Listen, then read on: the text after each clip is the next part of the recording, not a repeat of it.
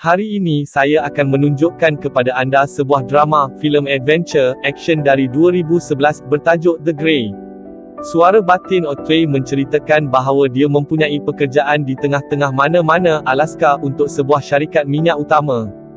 Dia berasa seperti dia berada di sini, dikelilingi oleh bekas penipu pelarian, dan beg kotoran. Pada dasarnya lelaki tidak sesuai untuk kemanusiaan. Dia mengenang tentang masa bersama isterinya, kenangan terindahnya. Malangnya mereka telah berpisah. Dia bekerja sebagai pemburu serigala untuk melindungi pekerja. Suara batinnya adalah surat yang dia tulis tertanya-tanya mengapa ini berlaku kepadanya. Mungkin malang atau mungkin dia berbisa sebagai lelaki, sambil menjeling pada foto perkahwinannya. Otway jelas tidak menikmati kerjanya, dia bersimpati dengan haiwan. Terdahulu, dia pernah mempertimbangkan untuk membunuh dirinya sendiri, tetapi lolongan serigala entah bagaimana menyelamatkannya. Dia menaiki kapal terbang dan kerani tiket menggesa orang ramai supaya cepat, kerana ribut akan datang. Hidup kapal terbang, dia masih berpegang pada suratnya, tetapi momennya terganggu oleh Todd. Todd cuba bercakap dengan Otway tetapi dia hanya memberikan jawapan ringkas kepada semua soalannya. Dia tidak mendapat petunjuk dan Otway hanya menyuruhnya diam dan biarkan dia bersendirian. Todd bangun dan menukar tempat duduk. Semasa Otway sedang tidur, pesawat bermula untuk mengalami sedikit pergolakan. Todd memberitahu semua orang bahawa apabila omong kosong mengenai kipas, jangan lakukan itu, kepala antara lutut karut. Semua orang mula memarahinya kerana mencadangkan perkara sedemikian. Kemudian, pramugari berjalan-jalan dan pergolakan telah reda, skrin berkelip, elektronik telah tidak berfungsi dan suhu pada pesawat semakin menurun. Tiba-tiba pesawat kehilangan ketinggian. Otway membersihkan tingkap dan melihat bahawa turbin terbakar. Pesawat mula jatuh dengan cepat, dan sebahagian daripada pesawat itu runtuh. Otway dikeluarkan, dia jatuh ke dalam salji dan bertahan. Kapal terbang itu terhempas tidak jauh darinya, pemandangannya mengerikan, semuanya berada dalam runtuhan. Orang ramai menjerit meminta tolong. Otway membantu Todd bangun dan pergi mencari untuk lebih ramai yang terselamat. Sesetengah lelaki gila menganggap ini semua mimpi dan dia akan bangun tidak lama lagi. Apabila ribut semakin reda, gambaran menjadi lebih jelas tentang siapa yang masih hidup dan berapa ramai yang cedera. Otway dipanggil kepada salah seorang lelaki yang mengalami pendarahan yang banyak.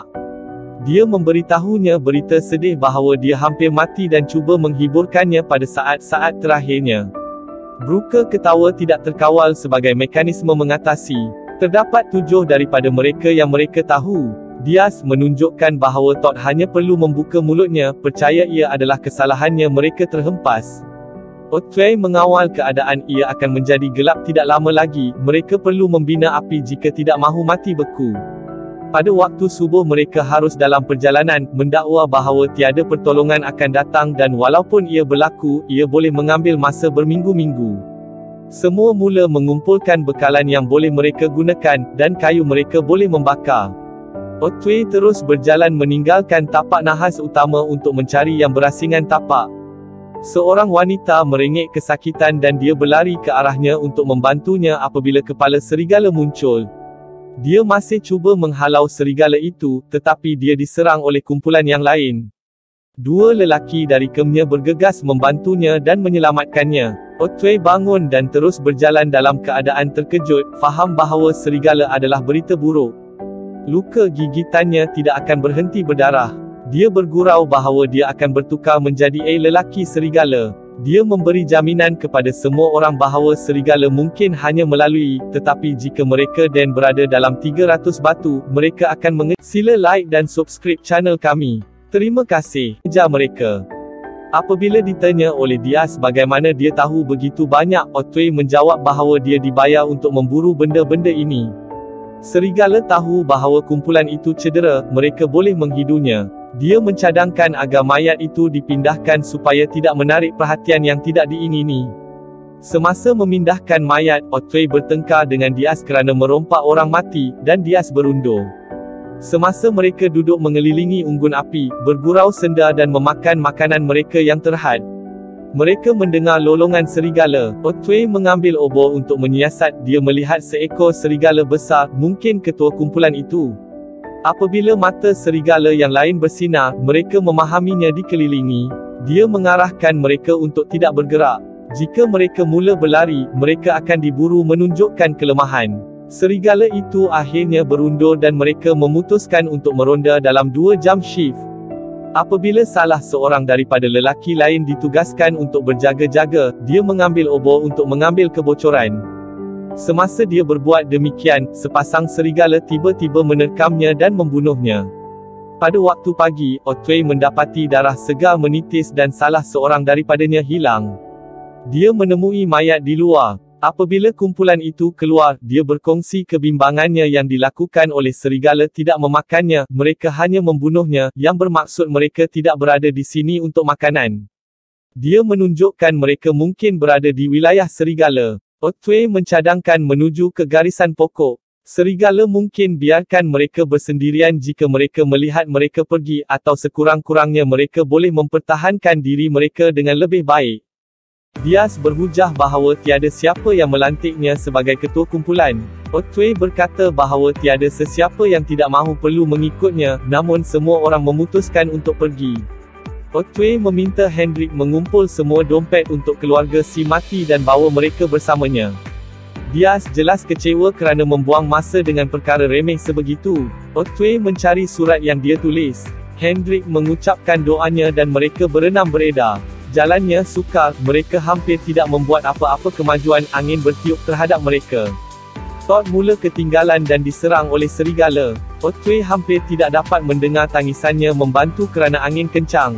Dia tidak dapat menolongnya kerana kakinya tenggelam dalam salji. Pada masa dia berada berdekatan dengannya, dia sudah mati digigit. Mereka terus bergerak. Salji adalah begitu dalam sehingga memperlahankan mereka dan sudah malam. Mereka melihat sekumpulan serigala berlari kepada mereka dari kedua-dua belah pihak dan cuba yang terbaik untuk masuk ke dalam hutan secepat mungkin. Parti itu jatuh ke bawah cerun dan cuba menyalakan api untuk menghalang serigala. Raungan dan lolongan serigala kedengaran di sekeliling mereka, mereka benar-benar dikelilingi. Mereka berjaya menyalakan api dan semuanya menjadi senyap. Otway membawa beberapa batang untuk membuat lembing keluar dari untuk mempertahankan diri. Walaupun dalam kesusahan yang mereka hadapi, Diaz berjaya bercakap buruk tentang semua daripada mereka dan bagaimana membuat tombak adalah bodoh. Pada asasnya dia merengek berterusan. Otway memberitahunya itu bercakap tough bermakna omong kosong sekarang, semua orang takut, tetapi Diaz hanya malu untuk mengakuinya, dia bodoh atau lebih teruk penipu. Kemarahan Diaz membuak-buak dan dia memegang pisau kepada Otway, dia nak settlekan keadaan sekarang. Semasa Talget cuba meleraikan pergaduhan, Diaz menyikunya. Otway menendang api untuk mengalih perhatiannya dan membaling Diaz ke tanah, menyuruhnya memotongnya, dia sudah cukup dengan dia. Pada ketika itu, serigala alfa datang ke arah mereka, menyebabkan Diaz merangkak kembali ketakutan. Selepas menunjukkan penguasaannya, serigala itu berlalu pergi. Diaz masih tercungap-cungap takut. Otway menyerahkan pisaunya kepadanya. Diaz meminta maaf kepada semua orang apabila tiba-tiba seekor serigala menerkamnya dari belakang. Mereka berjaya membunuh serigala. Otway berkata ia bukan alfa tetapi omega, orang buangan. Dia dihantar untuk menguji Diaz. Mereka memasak serigala dan memakannya. Rasanya teruk, tetapi ia adalah makanan. Diaz memenggal kepala serigala itu apabila semua orang memandang dengan jijik. Apabila dia selesai, dia mengejek serigala dengan kepala di tangannya dan melemparkannya ke dalam semak, lalu seekor serigala besar melolong jelas bunyi ngauman serigala alfa. Diaz mula berfikir bahawa mungkin ini adalah idea yang tidak baik. Mereka mengambil beberapa obor dan meneruskan perjalanan mereka. Brooker semakin teruk, mengalami masalah bernafas, jadi mereka memilih tempat untuk berkemah untuk malam itu. Kumpulan itu bercakap tentang kemungkinan terselamat daripada nahas kapal terbang dan bagaimana mungkin itu takdir dan mereka akan berjaya keluar hidup-hidup. Diaz cakap itu semua omong kosong.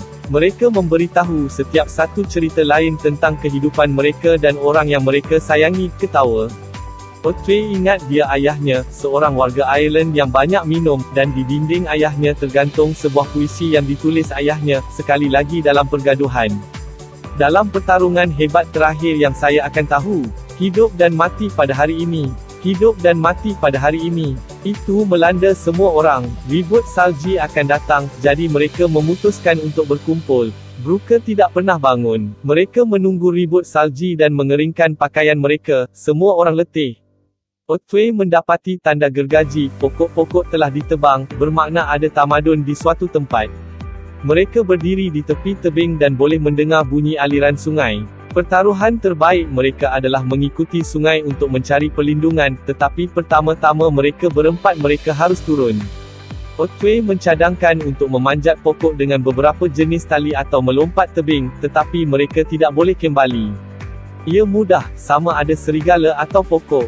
Hendrik adalah pelompat. Dia berdoa dan melompat. Salah satu simpulan terlepas, tetapi Diaz berjaya meraihnya. Seolah-olah itu tidak cukup buruk, salji pecah dari tepi. Diaz hampir tidak ditarik ke belakang. Hendrik baik-baik saja dan berjaya mengikat hujung yang lain pada pokok.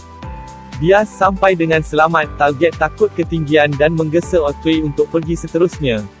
Bila tiba giliran Talget, cermin matanya tertanggal di tengah dan kakinya tersangkut di salah satu simpulan. Tiba-tiba tali itu terputus dan Talget ditolak ke dalam pokok dan jatuh melalui dahan. Sekali di bahagian bawah dia berhalusinasi tentang anak perempuannya, tetapi mereka adalah serigala yang mengoyak dia. Kemudian hanya tinggal 3 orang. Semasa memanjat ke bawah, Diaz terjatuh dari pokok dan lututnya sakit. Mereka terus berjalan di sepanjang sungai. Diaz menghadapi masalah untuk mengikuti dan bersederhana memberitahu Otway dan Hendrik untuk meninggalkannya. Dia telah dipukul. Dia menghulurkan dompetnya kepada Hendrik dan enggan meneruskan dan mahu menerima kematiannya. Diaz mengucapkan selamat maju jaya dan mereka meneruskan perjalanan mereka. Tidak lama kemudian, serigala merobeknya. Hendrik bertanya kepada Otway apa yang dia lakukan di bar malam sebelum mereka terpaksa terbang pulang. Otway cuba menolaknya, tetapi Hendrik berkata dia kelihatan seperti Diaz, seperti dia telah berputus asa dengan kehidupan. Dia membaca Otway seperti buku, tetapi tidak mengapa sekarang, adakah ia?